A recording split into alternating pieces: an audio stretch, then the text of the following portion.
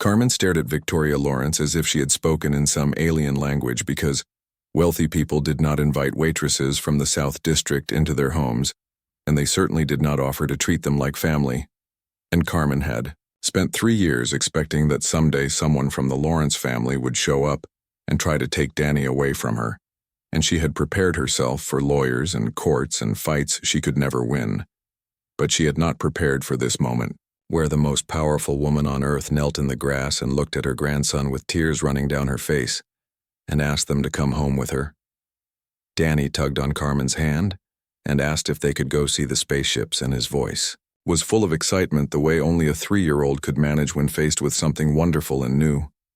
And Carmen wanted to protect him from disappointment and from people who might use him or hurt him. But she also saw the naked grief on Victoria's face and understood that this woman had lost her son just as completely as Carmen had lost the man she loved, and maybe they could help each other. Heel Harold, the security chief, stepped forward and spoke quietly to Victoria and suggested they move this conversation somewhere more private because they were exposed here in the open cemetery and there were procedures to follow and protocols to maintain. But Victoria waved him off impatiently and kept her eyes on Carmen and Danny, as if looking away might make them disappear like smoke. Carmen made her decision, and she knew it might be foolish, and she knew she was taking a risk. But she also knew that Danny deserved to know his father's family, and maybe Victoria Lawrence was not the cold corporate monster the news feeds made her out to be, and maybe grief made everyone equal in the end, regardless of how much money they had. And Carmen nodded slowly and said they would come. But only if Victoria understood that Carmen was Danny's mother and nothing would change that, and she would not let anyone take her son away from her. Victoria's face softened and she reached out and took Carmen's hand and promised that she understood completely, and she had no intention of separating them because Carmen had raised Danny alone for 3 years and had done a beautiful job of it, and Danny was clearly loved and well cared for, and Victoria respected that more than Carmen could know. And besides, Victoria said with the ghost of a smile, they were family now and family stayed together.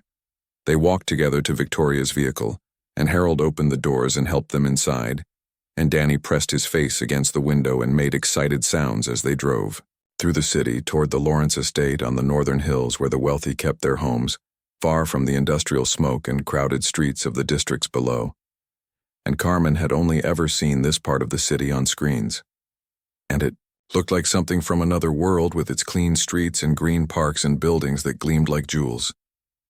The Lawrence estate sat behind tall walls and security gates that opened automatically as they approached, and Carmen saw gardens that seemed to stretch forever, and a house that was bigger than the entire apartment building where she lived with Danny, and she felt very small and out of place.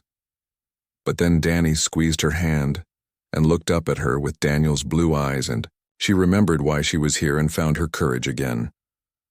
Inside the house, Victoria led them to a sitting room with windows that looked out over the gardens, and she called for her household staff and asked them to prepare rooms for guests and to bring food and anything Carmen and Danny might need, and the staff moved quickly and efficiently, and barely blinked at the unexpected visitors, even though Carmen knew she must look completely out of place in her diner uniform with grass stains on her knees.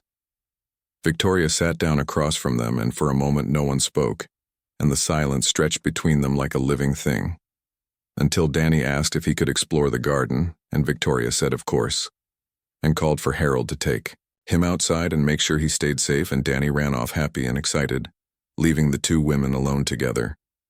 Carmen took a deep breath and decided that honesty was the only path forward, and she started talking and told Victoria everything about how she met Daniel at the diner where she worked near the military base, and how he came in almost every morning before his deployment and ordered black coffee and pancakes and never failed to leave a generous tip, and how they started talking about small things at first like the weather and the news, but gradually the conversations grew deeper and more personal. She told Victoria how Daniel talked about his mother and how he admired her strength but worried that she was lonely, and how he wanted to bring Carmen to meet her someday when the time was right, and how he dreamed of a future after the war, where he could leave the military and maybe work in ship design, like he always wanted, and have a family and live a normal life. Carmen's Voice broke when she described the last time she saw Daniel and how he held her close at the spaceport and promised to come back to her, and how his last words were that he loved her and wanted to marry her when the war ended. And then his transport lifted off into the sky, and Carmen never saw him again except in her dreams. She explained how she found out she was pregnant 2 weeks after Daniel shipped out, and how she tried to send him messages, but the military censored everything during the conflict and her letters never reached him. And then the news came that Captain Daniel Lawrence had died in combat defending a civilian transport. And Carmen watched his funeral on the feeds and saw Victoria standing alone in black and wanted to reach out but could not find the courage. Victoria listened to all of this without interrupting, and tears ran down her face, but she did not wipe them away. And when Carmen finished talking, Victoria was quiet for a long time before she spoke, and her voice was rough with emotion, and she said that Daniel never mentioned Carmen in his letters home. But that made sense because he always kept his personal life private, and he would have wanted to protect Carmen from his mother's scrutiny until he was certain about their relationship. Victoria stood and walked to a cabinet and pulled out a bottle of wine and poured 2 glasses without asking if Carmen wanted any, and handed one to her and said they should drink to Daniel's memory and to the grandson. He gave them both, and Carmen took the glass and they touched them together with a soft clink and drank in silence. Then Victoria said there was something they needed to discuss, and her voice became businesslike, though her eyes were still red from crying, and she explained that she would need to verify Danny's paternity through genetic testing. And she saw Carmen stiffen and added quickly that this was not because she doubted Carmen's word, but because there were legal issues to consider, and if Danny was truly Daniel's son, then he was heir to a vast fortune and would need legal protection and documentation. Carmen understood the logic, but it still hurt to have her word questioned, and she asked what would happen if the tests proved Danny was Daniel's son. And Victoria said that Danny would inherit everything when he came of age. And in the meantime, Victoria would set up trusts and accounts to ensure his future was secure, and he would receive the best education and every opportunity. But Carmen would remain his mother and guardian, and no one would take that away from her. They talked for hours about practical matters, and about Daniel, and about the future, until the sun began to set, and Harold brought Danny back inside, and the boy was dirty and happy and full of stories about the gardens and the koi pond, and the old oak tree he climbed with Harold's help. And Victoria looked at her grandson and smiled a real, genuine smile for the first time in 3 years that night. Carmen and Danny stayed in guest rooms that were bigger than their entire apartment, and Carmen lay awake for a long time wondering if she had made the right choice, and if this wealthy, powerful woman would try to take Danny away, despite her promises. But then she remembered the grief in Victoria's eyes and the gentle way she had spoken to Danny. And Carmen decided to trust her instincts and trust that maybe good things could happen even to waitresses from the South District. The next morning, Victoria called her personal physician, whose name was Dr. Preston, and he arrived within the hour carrying equipment for genetic testing, and he was professional and kind as he explained the process to Carmen and took samples from both her and Danny using quick, painless swabs, and Danny thought it was all very interesting and asked 100 questions about how the machines worked and what they would find in his cells. Dr. Preston said he would have preliminary results within a few hours and complete analysis by evening, and he left with his samples and his equipment, and Carmen felt her stomach twist with anxiety, even though she knew what the results would show. Because Danny was Daniel's son, and there was no doubt about that, but still, the waiting made her nervous. Victoria seemed to sense Carmen's worry and suggested they spend the day getting to know each other better, and she took them on a tour of the estate and showed them the gardens and the library and the workshop where Daniel used to spend hours as a boy, taking apart old electronics and trying to understand how they worked. And Victoria's voice grew soft as she told stories about her son, and Carmen listened and added her own memories, and between them they painted a picture of Daniel that was fuller and richer than either could have managed alone. Danny ran ahead of them through the house and explored everything with the fearless curiosity of a 3-year-old, and Victoria watched him with eyes that shone with joy and pain mixed together. And she told Carmen that Danny moved like Daniel had at that age, and had the same expressions and the same way of tilting his head when he was thinking hard about something. They had lunch in a sunlit dining room, and Danny sat at the big table and tried to use all the fancy silverware properly, and got confused about which fork to use, and both women laughed, and Victoria told him It did not matter, and he could eat however he wanted, and she pushed aside half the silverware and showed him that sometimes simple was better anyway. After lunch, Victoria had to take some business calls, and Carmen took Danny to the gardens, and they sat by a fountain and watched the water sparkle in the afternoon sun. And Danny asked if they were going to live here now, and Carmen said she did not know yet, and they had to wait and see what happened, but Danny seemed happy with that answer, and went back to playing with his toy spaceship. When the sun started to sink toward the horizon, Dr. Preston returned, and his face was serious as he asked to speak with Victoria privately, and Carmen felt her heart jump because serious faces usually meant bad news. But Victoria insisted that Carmen be present for whatever the doctor had to say, and they all went into Victoria's study and closed the door. Dr. Preston opened his datapad and pulled up charts and graphs that meant nothing to Carmen, and he said the genetic tests confirmed, without any doubt, that Danny was Daniel Lawrence's biological son, and the markers were unmistakable. And Carmen felt relief wash over her, even though she had known this would be the result, and Victoria nodded as if she had expected this too, and asked if there was anything else. The doctor hesitated and then said there was something unusual in Danny's genetic structure and something he had only seen in one other place, and Victoria leaned forward and asked what he meant, and Dr. Preston explained that Danny carried markers associated with the Proxima event and the energy wave that had swept through the Proxima Centauri system at the end of the war. Carmen felt cold spread through her body because everyone knew about the Proxima event and how thousands of soldiers and colonists had been caught in some kind of strange energy wave, and most of them died, but a few survived and came back changed in ways no one fully understood, and the military had classified most of the information and kept the survivors under close observation. Victoria stood up and walked to the window and stared out at the gardens where Danny played, and her voice was tight as she asked how this was possible, because Daniel had died before the Proxima event happened, and the energy wave came weeks after his death, and Dr. Preston said he did not know how it was possible, but the genetic markers were there in Danny's cells and they were unmistakable. Carmen asked what this meant for Danny, and her voice shook because she was afraid of the answer, and Dr. Preston explained that the markers indicated enhanced neural pathways and accelerated healing and increased cognitive processing, and possibly other abilities they did not yet understand, because there had been so few survivors to study, and the military kept them. Isolated Victoria turned from the window, and her face was hard and determined, and she told Dr.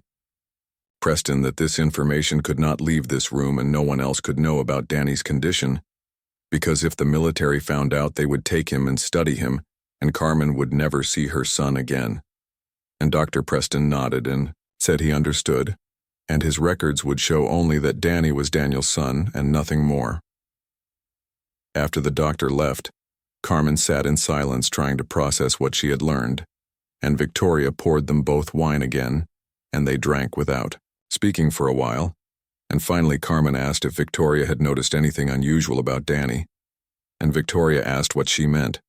Carmen explained how Danny had learned to walk at 8 months and started talking in full sentences before he was 2, and how sometimes she caught him staring at things she could not see, and how he seemed to understand things that should be beyond a 3-year-old, and how she had worried that something was wrong.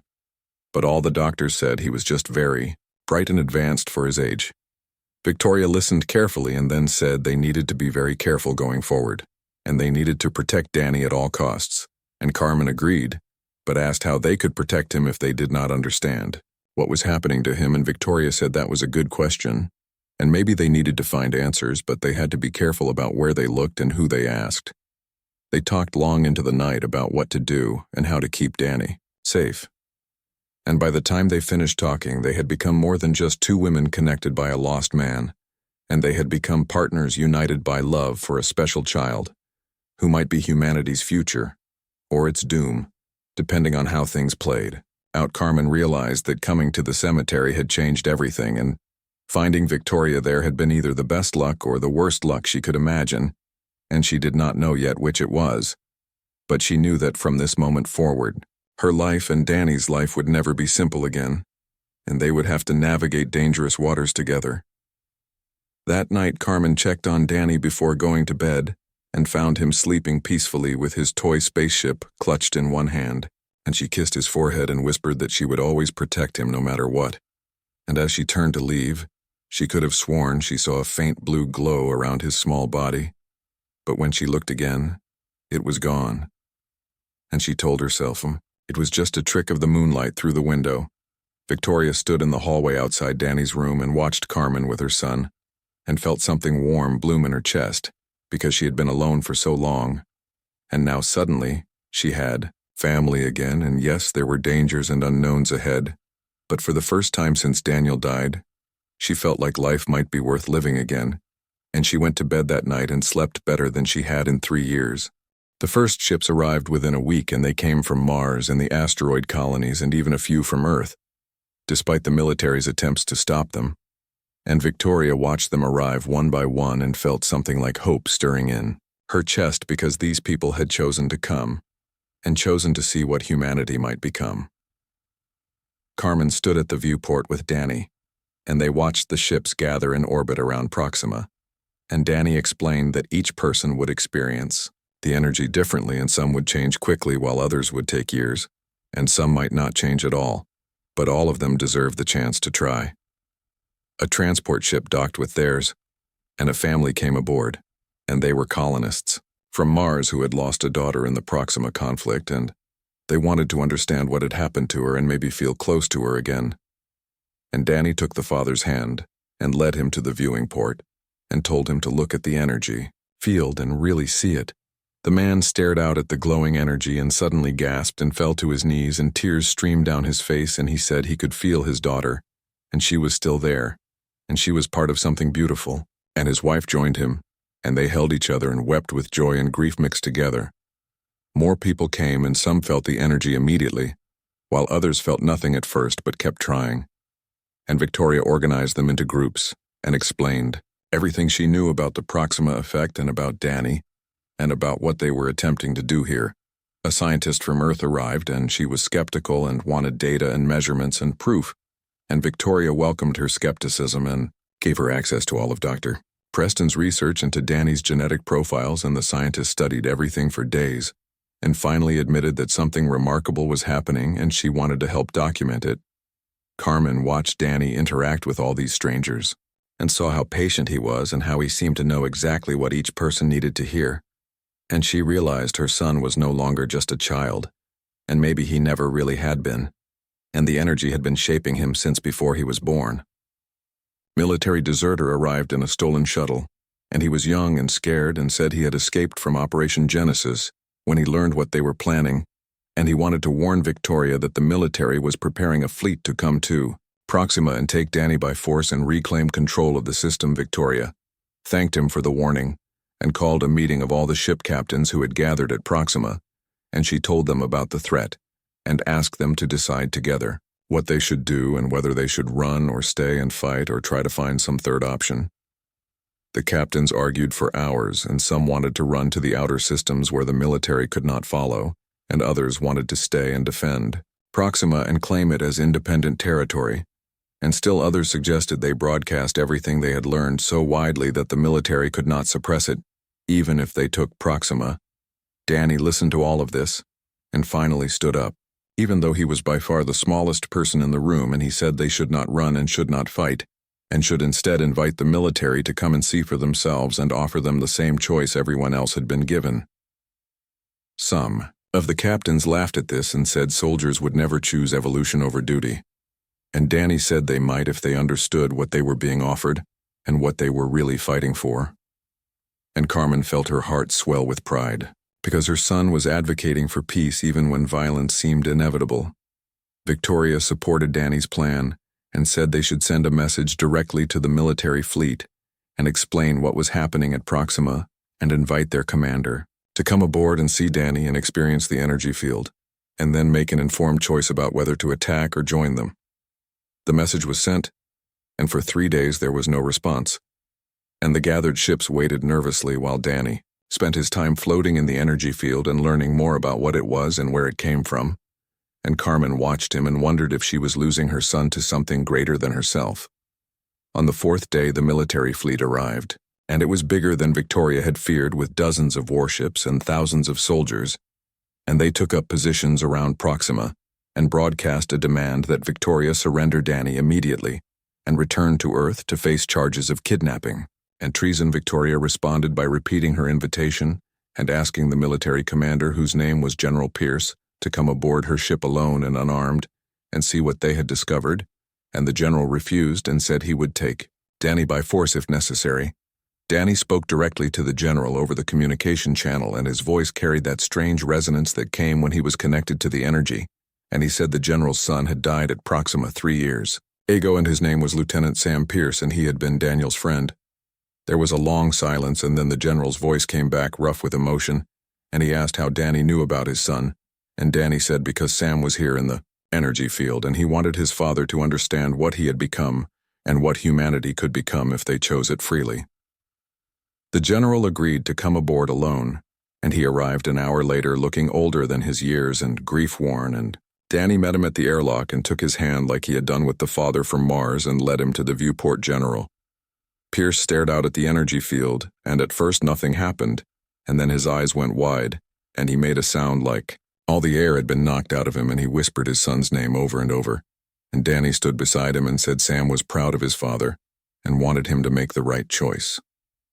The general stayed for hours, and Victoria and Carmen told him everything and showed him all their data and let him talk to the people who had experienced the energy, and he listened and asked questions and struggled with what it all meant. Finally, he said he could not make this decision alone, and he needed to consult with his officers and with Earth Command, and Danny said that was fair. And the general left, but before he went, he thanked Danny and said that whatever else happened, he was grateful to have felt his son one more time. Carmen held Danny after the general left and asked if he thought it would work, and Danny said he did not know. But they had to try, because fear and violence were the old way, and humanity needed a new way if it was going to survive what was coming. 6 months passed, and Proxima became a city in space with hundreds of ships in permanent orbit, and thousands of people living there, and experiencing the energy field, and learning what it meant to be the next version of humanity. And Victoria helped organize it all and turned her business skills to building infrastructure and systems that would support this new community. Carmen worked with the families who came seeking connection with lost loved ones, and she became known as someone who understood grief and could help people navigate the strange experience of feeling their dead family members in the energy field. And she found purpose in helping others.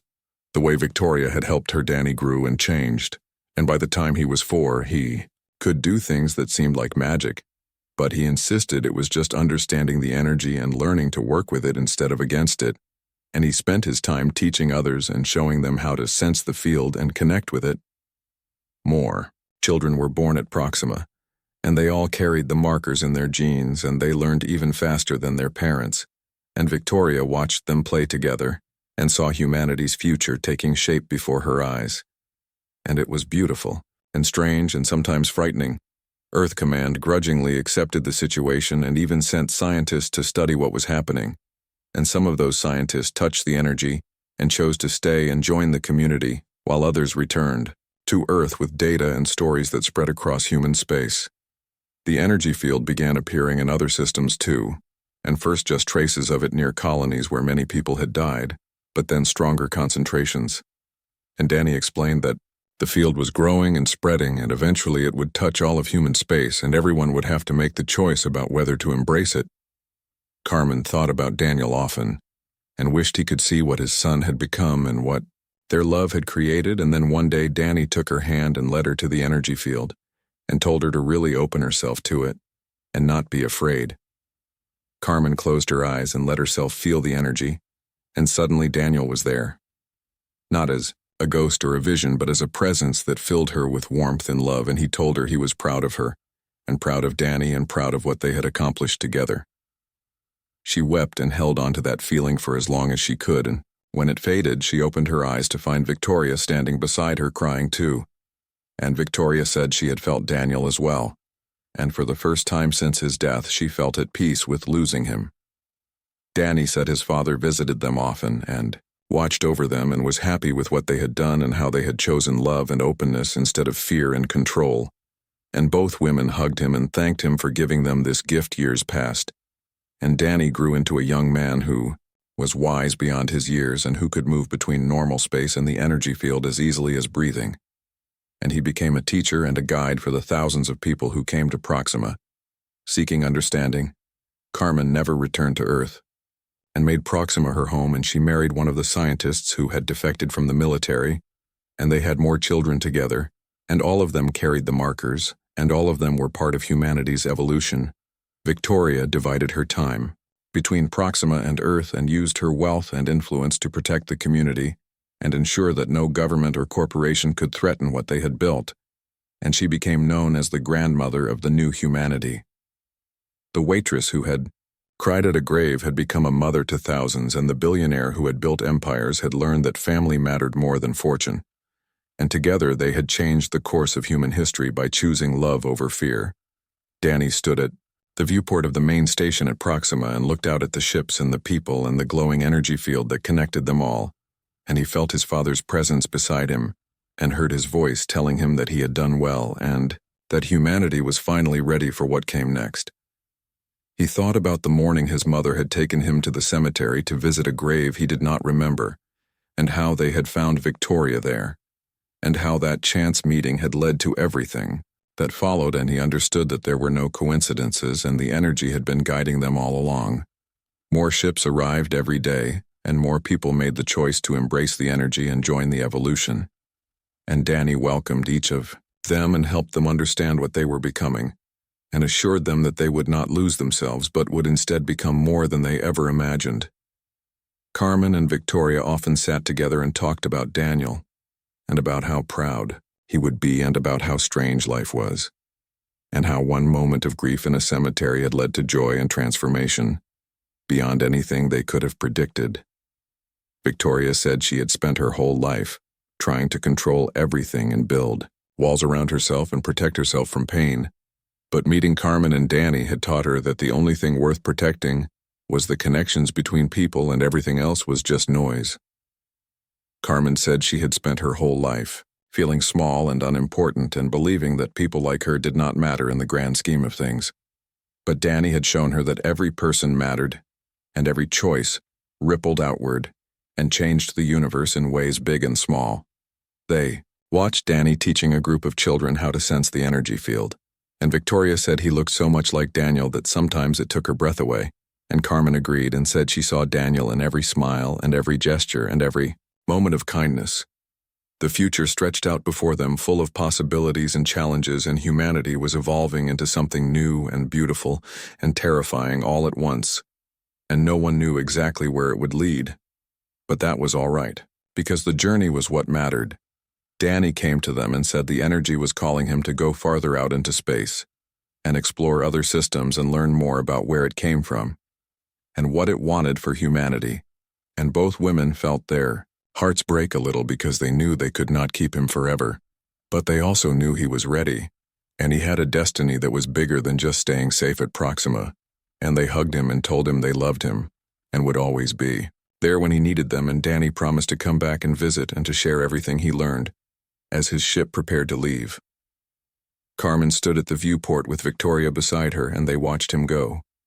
And Carmen whispered that she had started this journey crying at a grave, and now she was watching her son fly toward the stars. And Victoria squeezed her hand and said, that was what love did, and it turned grief into hope, and endings into beginnings. And both women smiled through their tears as Danny's ship disappeared into the glowing energy field and humanity's future began. The morning arrived cold and gray over the old cemetery on the edge of New Chicago, where Victoria Lawrence stepped out of her black vehicle and felt the chill wind cut through her expensive coat as her shoes touched the wet grass.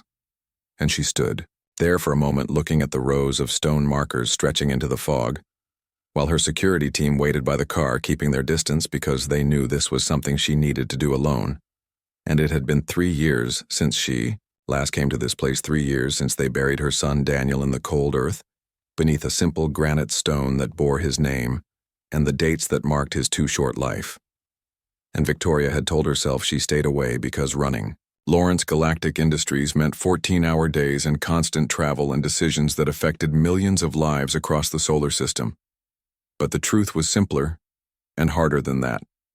And the truth was, she could not bear to see that stone, with her son's name carved into it, because seeing it made everything real in a way that hurt more than she could stand.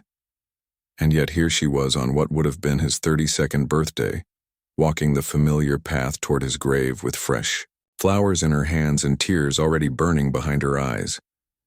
She remembered the day they told her about the Proxima conflict, and how her son had died defending a colony transport from enemy fighters, and how he had saved 200 lives by sacrificing his own.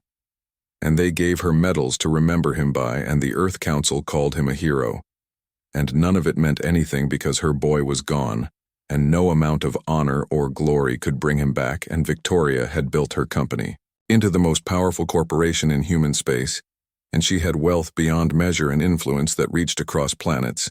But she could not use any of it to see her son smile one more time, or hear his laugh, or tell him she was proud of the man he became. The path curved between old oak trees, and Victoria walked slowly because part of her did not want to reach the grave and face the emptiness waiting there. But she kept walking anyway, because Daniel deserved this much from her at least. And as she rounded the bend near where his stone stood, she heard something unexpected, and it was the sound of someone crying, and the sound was soft and broken, like whoever made it was trying to stay quiet, but could not quite manage it. And Victoria stopped walking and stood very still, listening to that sound of grief that matched her own.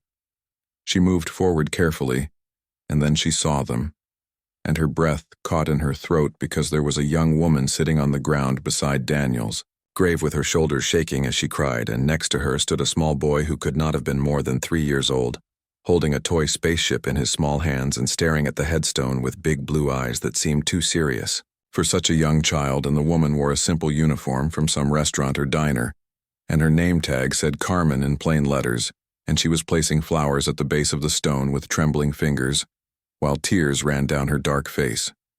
Victoria felt her security chief move up behind her, ready to clear these people away from the grave, but she held up one hand to stop him, because something about this scene held her frozen in place, and she watched as the little boy tugged on the woman's sleeve and asked in a voice that carried clearly in the quiet cemetery why his mommy was sad, and the woman, who must be Carmen, wiped her eyes quickly and tried to smile for the child, and she told him she was just remembering someone special and someone very brave.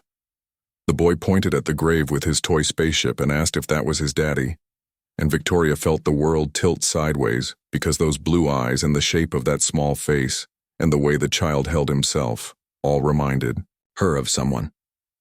And Carmen's voice broke as she whispered, "Yes, sweetheart, that is your daddy," and Victoria's flowers fell from her hands onto the wet grass, because this could not be real and this could not be happening. But the child had Daniel's eyes, and no one could fake that particular shade of blue that ran in the Lawrence family for generations. Her security chief, whose name was Harold, stepped forward and asked quietly if she wanted him to remove these people from the area, and his hand rested on his weapon because he took his job of protecting Victoria very seriously. But she shook her head without looking away from the woman and child at her son's grave, and she heard herself say no, in a voice that sounded strange and distant. And then she was walking forward on legs that felt weak and uncertain, while her mind tried to understand what she was seeing. Carmen looked up as Victoria approached, and her eyes went wide with recognition, because Victoria Lawrence was one of the most famous people in the solar system, and her face appeared on news feeds and business channels across human space. And Carmen scrambled to her feet, pulling her son behind her in a protective gesture that Victoria understood completely. And she started to apologize and say they were just leaving, and her voice shook with fear and something else that might have been shame. Victoria held up both hands to show she meant no harm, and she tried to make her voice gentle even though her heart was pounding so hard she could barely hear her own words, and she asked Carmen to wait and please not go yet. And then she looked down at the little boy who was peeking around his mother's legs with those impossible blue eyes, and Victoria asked, in a whisper that came out rough and broken, if that child was really Daniel's son. Carmen started crying again, and the tears came harder this time as she nodded and said she was sorry over and over. And she explained how she had tried to reach Victoria when she found out she was pregnant, but the message never got through because Victoria's office filtered everything. And after Daniel died, Carmen could not bring herself to intrude on Victoria's grief when she had already lost so much, and she had raised the boy alone for 3 years, never asking for anything. and only coming to the grave when she thought no one else would be there. Victoria knelt down on the wet grass, not caring about her expensive clothes. And she looked at the boy, really. Looked at him and saw Daniel in every feature, from the shape of his nose to the set of his jaw, to the way he held his toy spaceship like it was the most precious thing in the world. And she asked what the child's name was. And her voice cracked. On the words Danny said Carmen, and her voice was soft and proud despite her tears, and his full name is Daniel Lawrence Jr., and he just turned 3 years old last month, and he loves spaceships just like his daddy did. And Victoria felt something break open inside her chest, because she had a grandson and he was 3 years old, and she had missed every moment of his life so far, and she would never get those years back, no matter how much money she had or how much power she wielded. The boy, Danny, stepped closer and looked at Victoria with curiosity instead of fear, and he asked if she was the space lady, and Victoria almost laughed through her tears, and she said yes. She supposed she was, because she built spaceships, and Danny's face lit up with excitement, and he held out his toy to show her, and he said his daddy flew spaceships and he was a hero. And Victoria reached out with shaking hands and touched the toy and said yes. Your daddy was the bravest person she ever knew. She stood up slowly and looked at Carmen and saw the fear and defiance mixed together in the young woman's face. And she understood that Carmen expected to be turned away or threatened or bought off. But Victoria surprised them both by asking Carmen and Danny to come with her and come to her home and be part of her family, because that little boy was all she had left of her son, and she had already lost 3 years she could never recover, and she refused to lose another single day. 3 months passed, and Carmen and Danny settled into life at the Lawrence estate, and it felt strange at first to live in such luxury after years of struggling to pay rent in the South District. But Victoria made them feel welcome and never treated Carmen like a servant or a charity case, and they became friends in a way that surprised both of them, because they came from such different worlds. But grief and love for the same man built bridges that wealth and poverty could not tear down. Danny thrived in his new environment, and Victoria hired the best tutors who marveled at how quickly he learned and how easily he grasped concepts that should have been far beyond his years. And Carmen watched her son grow and change, and sometimes caught that strange blue glow around him when he concentrated hard on something, and she and Victoria spoke about it in quiet voices when Danny was asleep, and worried about what it meant. Victoria spent more time at home than she had in years, and discovered the joy of being a grandmother, and she taught Danny about the stars and the ships her company built, and told him stories about his father. And Danny soaked up every word with eyes that shone with intelligence and curiosity. And sometimes Victoria looked at him and felt her heart ache with love and fear mixed together. One morning, Harold came into Victoria's office with a face like thunder and said they had a problem, and a serious one. And Victoria set down her coffee and asked what was wrong. And Harold explained that military intelligence had been making inquiries about Daniel's personal life and asking questions about people he knew before his death. Victoria felt ice form in her stomach and asked if they knew about Carmen and Danny, and Harold said he thought so because someone had accessed medical records from Dr. Preston's laboratory and stolen files about genetic testing, and the information would tell anyone who read it that Danny existed and that he carried Proxima markers in his cells. Victoria stood up so fast her chair fell over, and she demanded to know how this happened, and Harold explained that one of Dr. Preston's research assistants had sold the data to a military contractor for a large sum of money, and by the time they discovered the breach, the files had already been transmitted off-world. The security chief pulled up holographic displays showing military communications they had intercepted, and Victoria read them with growing horror, because the military had started something called Operation Genesis, and they wanted to study enhanced humans and create super soldiers, and Danny would be their first test subject if they could get their hands on him. Victoria's hands shook with rage and fear as she told Harold to get Carmen and Danny immediately and pack only what they needed, because they were leaving Earth and going somewhere. The military could not reach them. And Harold nodded and moved toward the door, but then every alarm in the estate started screaming at once. Security feeds showed military vehicles surrounding the property and soldiers in combat gear taking positions around the walls, and Harold cursed and said they were already here. And it was too late to run, and Victoria grabbed her personal communicator and called Carmen, who was with Danny in the garden. Carmen's voice came through shaking with fear and asking what was happening, and Victoria told her to take Danny to the underground hangar immediately and not stop for anything and not look back and just run. And Carmen said she was scared. And Victoria said she knew, but they had to move now because the military was coming for Danny, and they were out of time. Victoria activated the estate's defense systems and military-grade shields and weapons she had installed years ago when threats against her life were common, and she had never thought she would actually need them. But now she was grateful for her paranoia, and the shields hummed to life and created a barrier between them and the soldiers outside. Harold coordinated with Victoria's private security force, and they took defensive positions throughout the estate, and Harold told Victoria they could hold the military off for maybe 20 minutes before the shields failed, and Victoria said 20 minutes would have to be enough. And she pulled up the hangar controls and started the launch sequence for her fastest ship. Outside the walls, a military officer used a loudspeaker to demand that Victoria surrender the boy and claimed they had legal authority to take him into protective custody.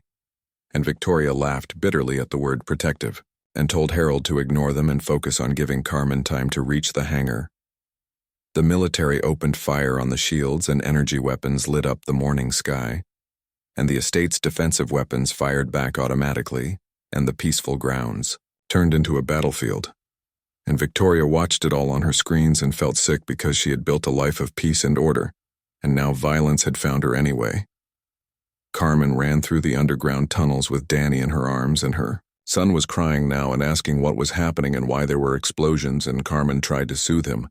But she was too frightened herself, and all she could do was run faster and pray they would make it to the hangar in time.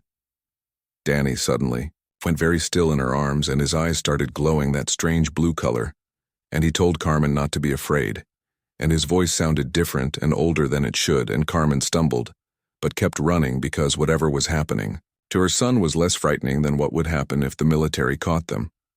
They burst into the hangar and found Victoria already there with blood running down her face from a cut on her forehead, and she was standing at the controls of a sleek silver ship that hummed with power, and she yelled at Carmen to get inside, and Carmen ran up the ramp with Danny, and Victoria followed and sealed the door behind them.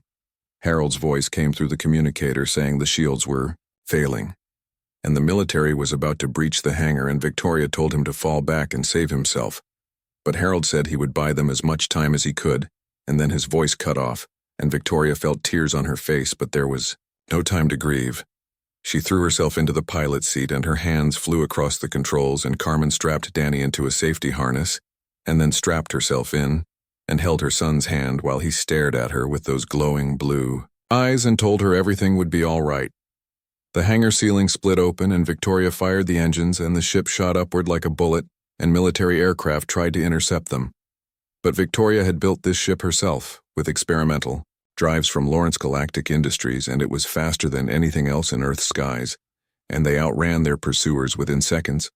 They broke through the atmosphere, and Earth fell away below them. And for a moment, there was silence except for the hum of the engines and the sound of Carmen crying.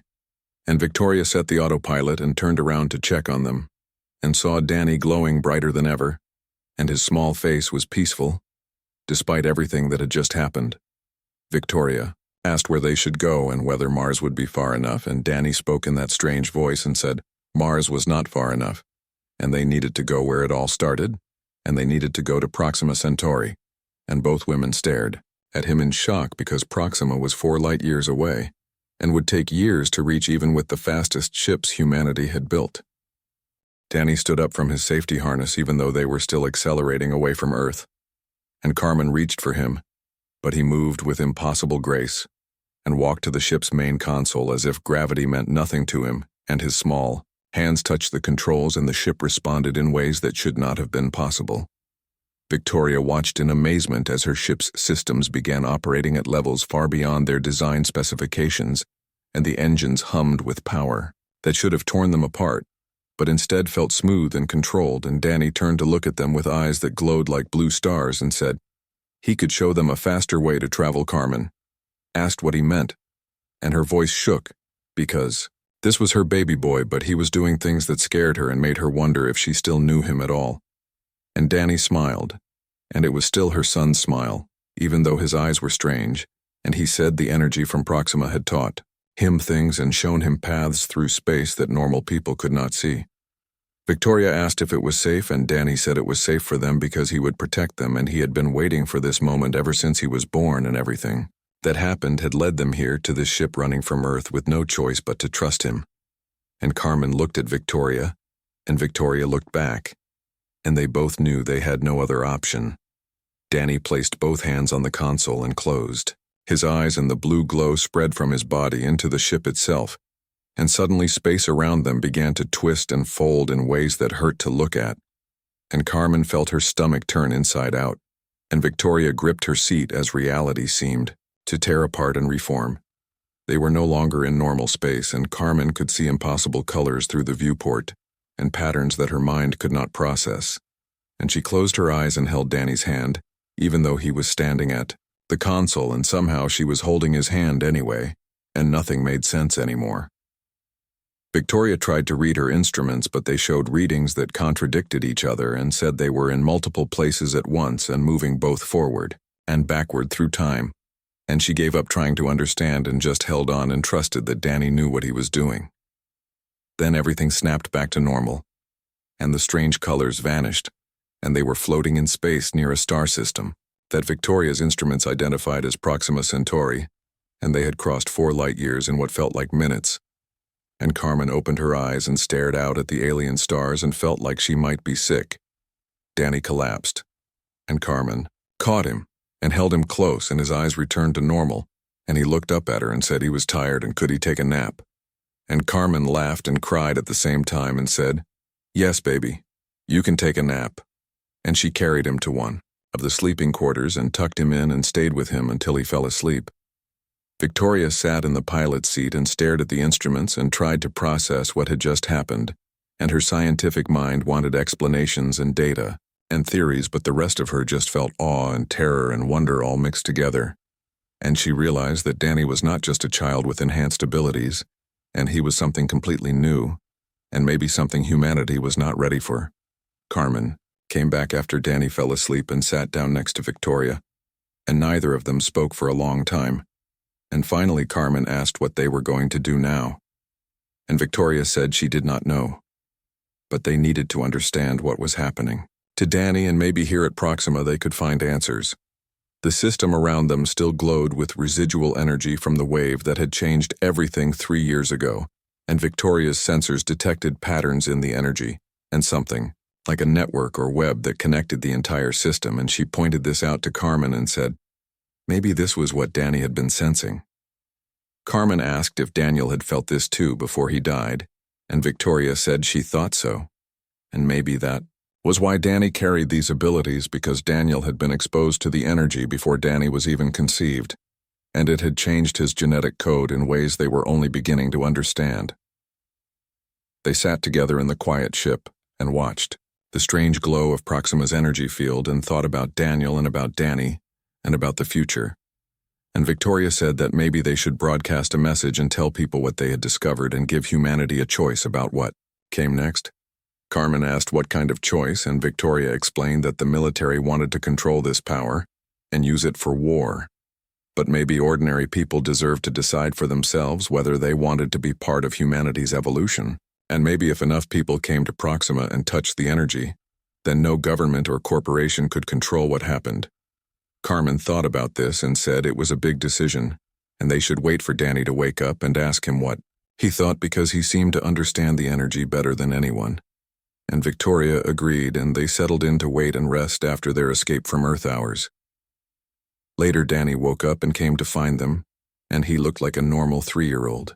Again tired and rumpled from sleep and asking if there was anything to eat, and Carmen made him food from the ship's supplies, and he ate like he was starving, and told them between bites that they had done well and made it to the right place. Victoria asked Danny what they should do now, and Danny said they should tell everyone the truth and invite people to come see for themselves, and let humanity choose its own future, instead of having it chosen by people with guns and power. And Carmen felt proud of her son, even though she did not fully understand what was happening to him. Victoria opened communication channels on every frequency and began broadcasting across the solar system, and she told her story about finding Carmen at Daniel's grave and discovering her grandson and learning that he carried the Proxima energy in his cells. And she explained that the military had tried to take Danny and study him, but they had escaped and come to Proxima to understand what was really happening. She invited anyone who wanted to come to Proxima and see for themselves and experience the energy field and make their own choice about whether to embrace humanity's evolution, and she promised that no one would be forced and no one would be controlled, and this would be a free choice for anyone brave enough to make the journey. The response came faster than Victoria expected, and within hours ships began changing course toward Proxima, and within days there were dozens of vessels heading their way, and within weeks there would be hundreds, and people from every colony and station in human space wanted to see what Victoria Lawrence and her grandson had discovered. Carmen watched the incoming ships on the sensors and felt hope and fear in equal measure because they were starting something that could change humanity forever, and there was no way to know if it would end well or badly. And she held Danny close and whispered that whatever happened, she would always love him and always be his mother. Danny hugged her back and said he knew, and said his daddy was proud of them both, and Carmen asked how he knew that. And Danny pointed at the energy field outside and said his daddy was there in the network, and so were all the other people who died at Proxima, and they were not really gone, and they were part of something bigger now. General Pierce returned to his flagship, and for 2 days the military fleet held position around Proxima, while he consulted with Earth Command and his officers, and the civilian ships watched nervously and prepared for the worst, and Victoria worked with the ship captains to develop evacuation plans in case shooting started. Danny spent those 2 days in the energy field, and Carmen watched him float there glowing with blue light and looking more like an angel than a child, and she wondered what Daniel would think if he could see his son now. And then Danny told her that Daniel could see and he was watching and he was happy. On the 3rd day, General Pierce broadcast a message to all ships, both military and civilian, and he said he had spoken with Earth Command, and they had ordered him to take Danny by force and secure Proxima for military research. But he was not going to follow those orders, and he was resigning his commission effective immediately. The general explained that what he had experienced aboard Victoria's ship had changed him, and shown him that humanity stood at a crossroads, and the old ways of control and violence would only lead to destruction. And he invited any of his soldiers who felt the same to join him, and anyone who wanted to follow Earth Command's orders was free to return home. There was chaos in the military fleet, and some ships immediately broke formation and headed back toward Earth, while others held position uncertain what to do, and some ships sent small craft to dock with the civilian vessels, and soldiers came aboard to experience the energy field for themselves.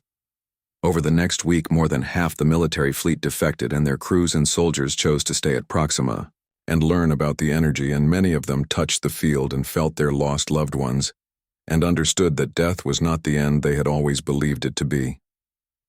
Earth Command was furious and declared all the defectors to be traitors and sent another fleet to Proxima. But this fleet was made up of volunteers who believed in the mission, and they arrived ready to fight. But when they saw how many of their fellow soldiers had joined the civilians, they hesitated. Danny broadcast a message to the new fleet, and he spoke in his child's voice but with the weight of the energy behind him. And he said that no one needed to die here, and everyone could choose their own path, and violence would solve nothing because the energy was already spreading beyond Proxima, and soon it would touch every human in space. He explained that the energy was not something that could be controlled or weaponized, and it responded to consciousness and choice, and trying to force it would only drive it away, and humanity's evolution would happen with or without Earth Command's approval. The second fleet held position for 3 days, and then one by one ships began sending delegations to experience the energy field and see what all the fuss was about, and most of them came back, changed and convinced that Danny was telling the truth. Earth Command realized they were losing and sent a diplomatic team instead of more soldiers, and Victoria met with them and explained everything again and showed them the data, and let Danny demonstrate his abilities, and the diplomats were skeptical, but could not deny what they were seeing. The negotiations took weeks, and Carmen spent that time with Danny and watched him grow and change, and sometimes he was just her little boy who wanted stories and cuddles, and sometimes he was something else entirely connected to forces she could barely comprehend. Victoria argued that Proxima should be declared neutral territory where anyone could come freely and experience the energy without government interference. And the diplomats said Earth Command would never agree to give up control of an entire star system. But Victoria pointed out they had already lost control when half their fleet defected. Finally, a compromise was reached and Proxima would become an independent zone administered by a council of representatives from all human settlements, and the military would withdraw but maintain a small observation post, and anyone who wanted to come to Proxima would be free to do so. The agreement was signed and broadcast across human space, and suddenly, Proxima became the most important destination in the galaxy, and ships arrived by the hundreds and then thousands, and people from every colony and station wanted to see what was happening and decide for themselves. Carmen watched all of this and felt overwhelmed, because she was just a waitress from the South District who had fallen in love with a soldier, and now she was at the center of humanity's greatest transformation, and she did not feel qualified for any of it. Danny came to her one evening and climbed into her lap like he used to do when he was younger, and he said he knew she was scared, but she did not need to be because she was exactly where she was supposed to be and doing exactly what she was supposed to do. Carmen asked what that was, and Danny said loving him and protecting him and showing everyone that ordinary people could be part of extraordinary things, and that power and wealth did not matter as much as courage and love. Victoria joined them and sat down and said Carmen had taught her more in these few months than she had learned in decades of running a corporation. And Carmen laughed and said she doubted that. But Victoria insisted it was true.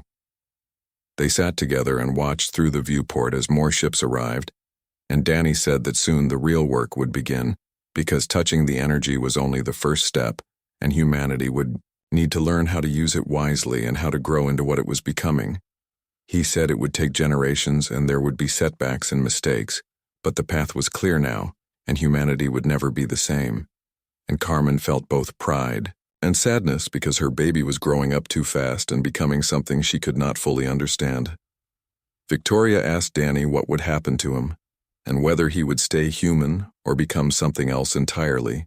And Danny said he would always be her grandson and Carmen's son, but he would also be more than that, because the energy had chosen him to be a bridge between what humanity was and what it would become.